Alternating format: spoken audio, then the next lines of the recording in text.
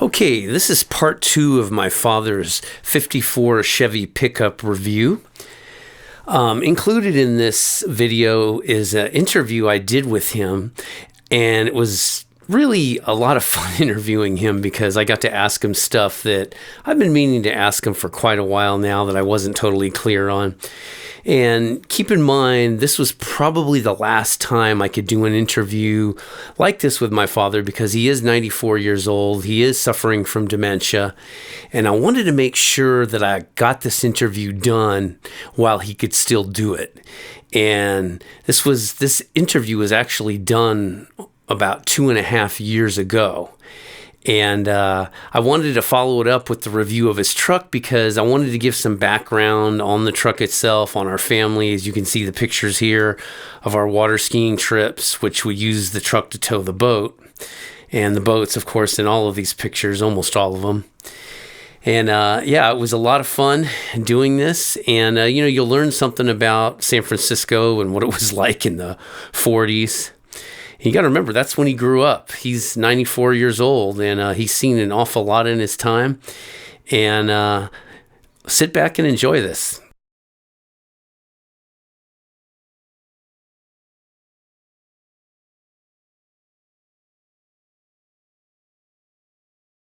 So I hope you enjoy this interview with my father, William Lowman.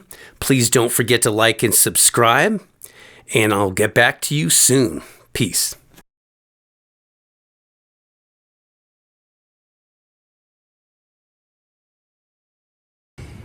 All right, here with my father, William Lowman, who is the original owner of a 1954 3100 Chevy pickup. So my first question to you is, what made you buy a 54?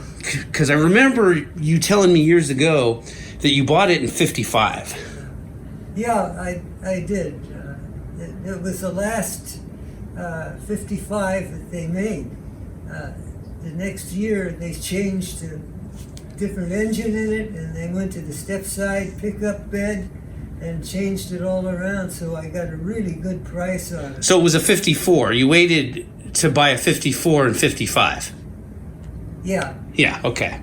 So so it was just the costs is the reason why you went with the 54? No, I was in the service station business at the time, and I needed another vehicle, a pickup preferably, because you're always chasing parts and getting a dozen tires and trying to carry stuff around. And I had a big wooden push bumper on it. So we also had a large parking facility there in San Francisco. So we could get a car with a dead battery or something and just jump in the truck with a big wooden bumper on the front of it and push it to where we wanted it. Oh, interesting. Okay. So there were a few differences between the 54 and the 55, like you mentioned. So they went to a V8 and 55, didn't they? Yeah, they did. I think that was the first year of the V8. It is, yes. But you were perfectly happy with your six-cylinder, your straight six in this. Yeah, we used it just around town, and that engine had plenty of power to pull a car. So yeah, or push it. I had a big push bumper on the front. Because the thing I noticed in years ago, when you look at all the statistics of Chevy trucks from 1954 and older, especially the late 40s to 54, even the largest trucks you could buy at the time from Chevy, like the 3/4 ton, it has that same straight 3100 straight six-cylinder engine in it. So that was a workhorse engine for so many years. Yeah, it was. Okay, so and then obviously you drove this truck for so many years. I mean, I have memories of us going water skiing in it. One of the classic things we would do, of course, this was the 80s before the seatbelt laws, the early 80s. We would actually put all our stuff in the back. You, Mom, and Dana would ride it, put in the cab. And myself, Richard, or any of my friends would sit in lounge chairs in the bed. And we'd drive 3-4 hours sometimes like that to wherever we were going. And in those days, the speed limit on the freeway was 55. Even now, when you're towing, you're technically supposed to be going 55. So I think nowadays it would be difficult to drive this truck on the freeway because the speed limit's 65, and most people drive about 75, 80 in the Bay Area. Very low gearing on that. Yes. So the downside of that, the trade-off, of course, for that is it makes it difficult to drive on a freeway because you really don't want to drive it much faster than 50, huh? Yeah, but you got to remember in those days, if you were going over 55 on the Bayshore Freeway, you'd tag it. You got scratched, yeah. Gotcha. Okay, and then the other advantage of the low gears, the one thing I'm amazed by, driving your truck, I've driven, European vehicles of that same time period, and there is a night and day difference between the way your truck accelerates, the way it brakes. It's just so much better than a lot of European vehicles from that time period. For example, my woman had an old Mini Cooper that was actually newer than that, and it didn't stop near as well as your truck did. So, was that one of the reasons why you bought it? Like, what made you buy a Chevy truck as opposed to a Ford or a Dodge? Well, we worked on a lot of cars. Yeah. Down there, and when I came to buy a truck, I've worked on a lot of them. I did business with 2 or 3 drayage companies that had the bigger Chevrolets, engines in them, and they seemed to last. They took a beating. So yeah. That's why I chose Chevy. Yeah, that seems to be the reputation even nowadays. My Suburban's got a lot of miles on it as well. It runs great. Any other particular reasons why you went with Chevy? I mean, did you like the way the truck looked better? Did you like the way it performed better? I mean, what were the differences between, say, a 54 Ford, a 54 Dodge, and your 54 Chevy? Was there anything that stands out? Well, other than reliability? I didn't drive a lot of those other trucks. Uh-huh. I did in the parking lot just to park it. So you had some familiarity with them? Yeah. I liked them. And also, one of my customers was Don Gilmore Chevrolet. Was a big Chevy dealer at the time in San Francisco. And he used to send me a lot of business down and vice versa. So he made me a special deal on it. So that's why I took it. And it was the last one of these 54s that he had in there, and it just hung there. He had about 8 of them when the new ones came out. That's fascinating. Now, how much did you pay for that? Do you remember? I know that was a long time. It was like $1,100. Oh, it was less than that. Less than $1,100. Don't quote me on this, but it was in the 900. So it wasn't even $1,000 too. As I remember. Yeah. Okay, so for a price comparison, people, if you were to buy a new Silverado, let's just say with the most standard engine in it that people buy, which would be the 5.3 liter V8, and it's hard to compare because they're not similarly equipped at all because of all the years that have gone by. But you're talking at least 40 grand, 38, 40 grand. And you paid under $1,000. Yeah. That's awesome. And, I could attest to it as well. It drives like it's brand new. And, we actually restored this back in '97. And it was basically your daily driver for much of your life, much of your married life, right? Yeah. When you were a bread truck driver. Yeah. Also, where was your service station? It was in San Francisco, just off the financial district. It was at Beale and Howard. Beale and Howard, huh? Yeah. And then you guys also owned a parking lot too, right? Well, it was all in one place. One business there. I finally taught Standard Oil. I had a Mohawk when I started out, and I put it in. A Mohawk? What's that? That Mohawk was one of the gasoline companies at the time, and I figured that they put up the money that I need to put down to put the service station in down there. And that was the basic reason. But Standard Oil was the big thing. It tripled my business when I finally paid off the Mohawk. Mhm. I switched to Standard and had the service station all paid for. But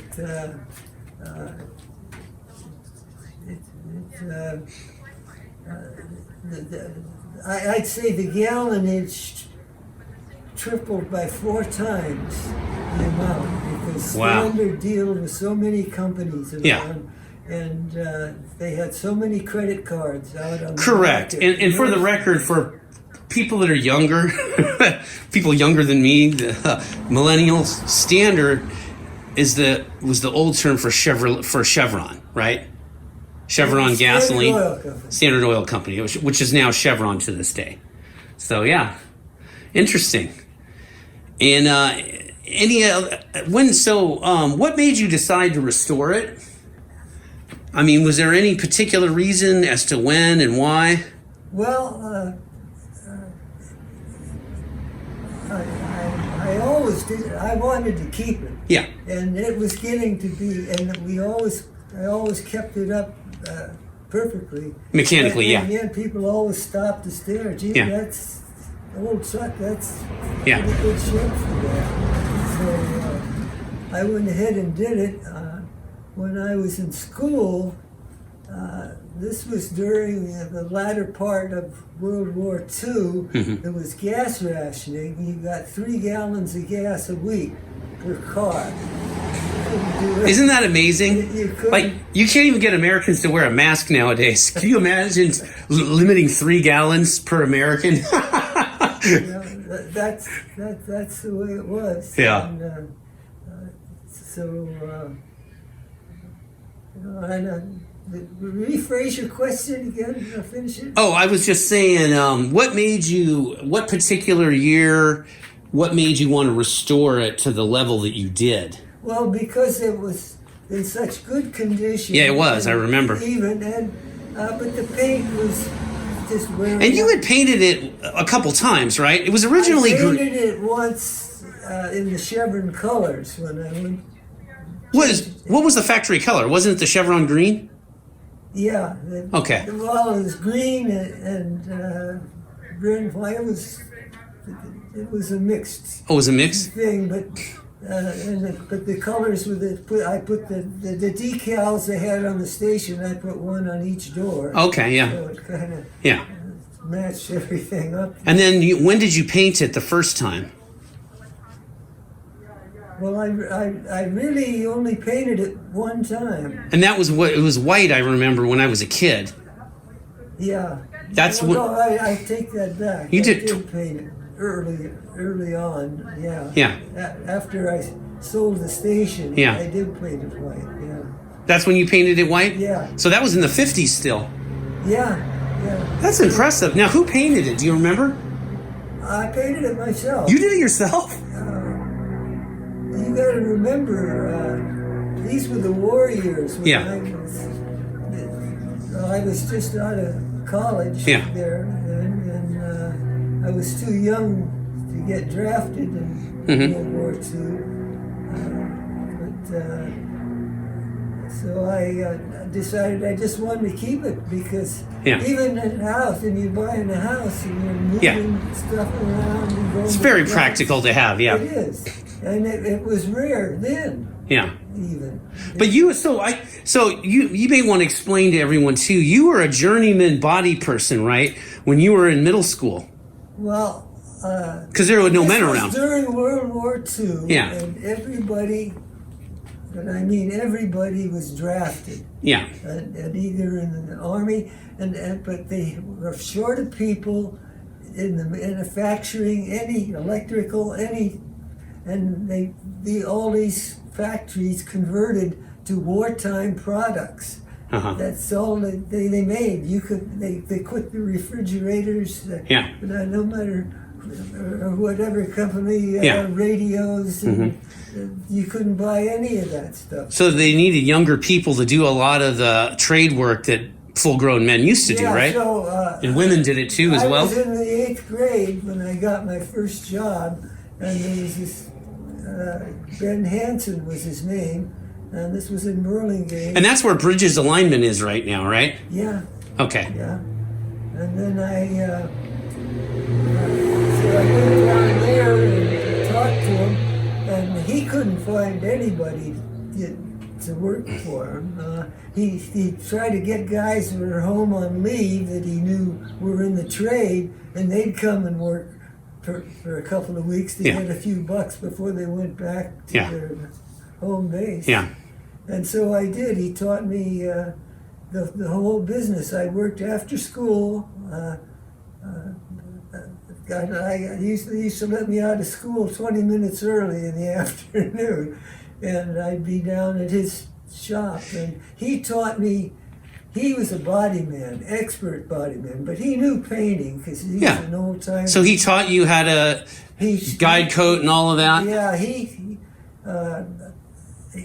had me do all the sanding and everything, and slowly brought me along. Then I would start with priming after I sanded it, and then by the time I was like a sophomore in high school, I was shooting a full car and painting them. But I was just and he had a full-time painter, Journeyman at the time. But all these people were buying their new trucks, and so there was a big demand. The beer companies, and they wanted them with the company logos on them and the company colors on them, and so I'd work all summer long in the auto paint shop, and then if that got kind of slow, then I'd do assembly work in there and do installing. He would put fenders on and so forth, and working in with it. Ben also had a radiator shop, and that was the only one in the whole area there. So I used to line them all up and put them in the boiler. And so you'd recore them, basically. Yeah, we did, and they had a young kid just get out who did that before he was in there. So I used to help him a lot during the summer. So I did a lot of that. But basically, I came in after school when the cars were coming off if there were small jobs in there, and I'd feather edge them and paint them, put the with paint. It was different in those days. When you put primer coat on, you had to let that paint dry 24 hours before you could even sand it. Oh yeah, nowadays it's only like a half an hour, I think. You do it right away almost. And so I used to start get everything feathered out. Then the next morning, when the regular painter and his assistant came in, then they could start sanding on it and put the final coats on it. So interesting. And when they were on vacation, I used to do the head painting thing in there. And did you ever work for your father's shop during that time? Yeah. On the weekends? I on and off. I did. Yeah. How did you balance both, though? That's what I've always been. It was up in San Francisco, and it was inconvenient. And, and you guys were living in Burlingame at the time. Yeah, we lived in Burlingame. And you were living closer to Ben Hansen's place anyway. Yeah. Which is right off of. Blocks away. Yeah. Gotcha, in Broadway, Burlingame. Yeah. Near California. Yeah. Okay, that's really interesting. So, and then as you got older, you worked more for your father, or basically running his shop. Yeah, I did. Out of high school, right? Yeah. Yeah. During high school. Oh, during high school. Okay. Yeah. So you didn't work for Ben Hansen in high school, or you did? Yeah, I worked after school. Okay. So you did still with that too. Clear till I got out of San Mateo JC. Okay. And then, then that's when I left because I wasn't available. Yeah. Then you were at your father's shop. Yeah. Okay. Well, that's a nice history to know about the truck. And then like I said, I remember us restoring it in 97, and there's some really interesting nuances about your truck versus other trucks I've seen. So typically when you look at a truck from this time period, people take the bed and they stain it and varnish it. And it just looks like almost like a table would look. And in your case, you actually painted the bed black, and you put chrome bolts in. And I got to say, that looks absolutely outstanding, how that looks. Yeah, that's... Let's take a quick look at that while we're at it. We're here, and we're going to take a quick look at this.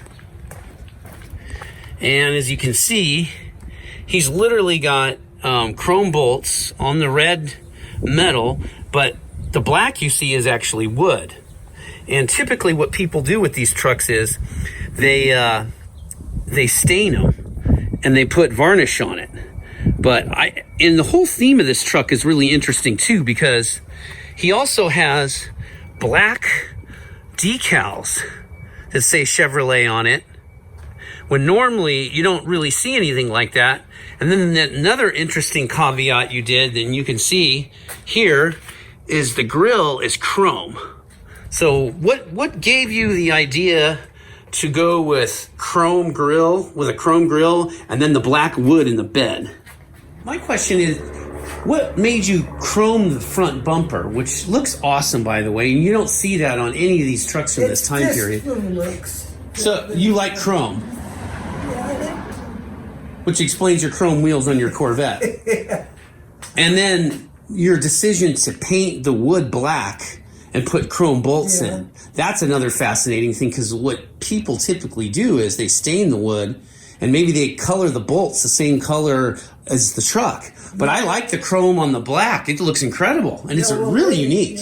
Yeah, What gave you that concept to do that? In the factory, they painted the inside of the bed the same color as the... Is this a vehicle? As the vehicle. I never knew that. Okay, you learn something new every day. So that's one thing that I kind of changed on it, one of the few things. Yeah. And because the car collectors always stain them and varnish them. Well, if you're ever going to show the car, a lot of people just do the bumpers didn't come chrome either. Yeah. They were. Oh, of course not. Yeah. Yeah. They were black. Yeah. Yeah.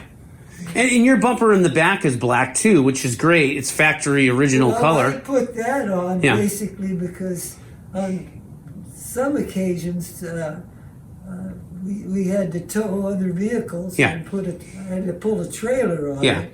And then, as you know, we were into water skiing. Yeah. And we used to use that to pull the boat with. Mm-hmm. It's a real sturdy one. That's an old company in San Francisco that makes them. They make for each year. The hitch, you mean? You just slide right in and hold them on. Yeah, that's exactly how it is. Boy. They hold up. Yeah. Yeah, I never had any trouble towing. It was amazing. We'd drive to high elevation, Bass Lake, and it was fine. It never lost any power. It never overheated. I can't tell you how many times I'm sitting in the back of the bed as a kid, and I see other trucks, other vehicles, even people with station wagons trying to tow their boats up those high passes, and they're overheating. And your best friend, Hank, had a Volvo he would tow his boat with, and he'd bring a big jug of water with him, and he'd have to pour it in the radiator. It used to make me laugh. And that's the thing that I just can't stress enough. The reliability and just the performance of that truck was so far beyond anything else during that time period. I mean, obviously, you get into the late 60s, early 70s, Chevy, and not just Chevy, but Ford and Dodge had progressed their technology quite a bit by then. And they had trucks with heavy-duty radiators and whatnot, and transmission coolers and all of that. They were designed to tow. But during in the 50s, it's just interesting. And even in the 70s, some of the vehicles people used to tow their boats were not ideal, and they would literally overheat. I remember watching that. Yeah. It was really funny. And you used to tell me why it was so important to choose the proper vehicle to tow whatever you're towing. Downright dangerous if you didn't get that right. Well, you remember when Hank bought his ski boat? Yeah. We all used to take 2 weeks. Yeah, I remember. Vacation on water ski vacations there. And when we went up, there was one particular lake we used to go to, and it was up above Fresno. And that's a big climb when you get up there. Yeah, that's Bass Lake. We always get 3/4 of the way up. Yeah. And Hank's would overheat every time. That's my point. Boil over, so the two Yeah. the two gals would get out. Yeah. And I'd time we'd be almost there because we were on the top of that, and drop off my boat and turn around and drive back and pull Hank's boat. Sure. When it would go fine if he wasn't pulling the boat. It would go right up there. But it was a Volvo station wagon. It wasn't obviously a truck like yours. True. Well, that's great. That's great to know. Anything else you want to share about your truck? No, not really. I just I say I did it all. It's all absolutely stock. Yeah. And like the seats, when I took them in, and the guy used the same material. Yeah, and you did the headline as well. Headliners. Yeah, and the weather stripping's like better than factory. It's crazy. Yeah, it looks incredible. And it's looked like that since the late 90s. And everything, even the radio. Yeah. Stock came with the truck. Definitely. Well, thank you for your time. That was a great interview. You're welcome.